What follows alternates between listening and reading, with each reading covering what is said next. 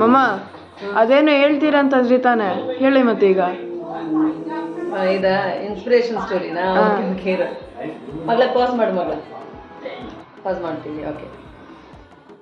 ಒಬ್ಬ ಈಜ್ಲಿಕ್ಕೆ ಬರದೇ ಇರೋನು, ಅವನ ಹೆಸರು ನಂದ ಅಂತ ಇಟ್ಕೊಳ್ಳೋಣ.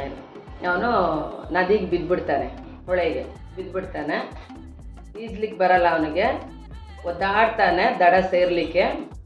ಫೈನಲಿ ಅವ್ನಿಗೇನಾಗುತ್ತೆ, ಅವ್ನಿಗೆ ಗೊತ್ತಾಗೋಗುತ್ತೆ ನನ್ನನ್ನು ನಾನು ಕಾಪಾಡ್ಕೊಳ್ಲಿಕ್ಕೆ ಆಗೋದಿಲ್ಲ. ಸಿನ್ಸ್ ಅವನಿಗೆ ಈಜ್ಲಿಕ್ಕೆ ಬರಲ್ವಲ್ಲ, ಸೊ ಅವನು ಕಾಪಾಡ್ಕೊಳ್ಲಿಕ್ಕೆ ಆಗಲ್ಲ ಅಂತ ಅವನಿಗೆ ಅಲ್ಲೇ ಕೈಗೆ ಸಿಕ್ಕಿದ 2 ಮೀನನ್ನ ಎತ್ತಿ ದಡಕ್ಕೆ ಹಾಕ್ಬಿಟ್ಟು ಹೇಳ್ತಾನೆ, ಮೀನುಗಳ ಹತ್ರ ಹೇಳ್ತಾನೆ, ನಾನು ಸತ್ತೋಗೋದು ಗ್ಯಾರಂಟಿ, ಅಟ್ಲೀಸ್ಟು ನೀವಾದರೂ ಬದುಕೊಳ್ಳಿ ಅಂತೇಳಿ ಅವ್ರನ್ನ ರಕ್ಷಣೆ ಮಾಡಿಬಿಟ್ಟು ಅವನು ಎಲ್ರಿಗೂ ಇನ್ಸ್ಪಿರೇಷನ್ ಆಗ್ತಾನೆ. ಹೇಗಿದೆ?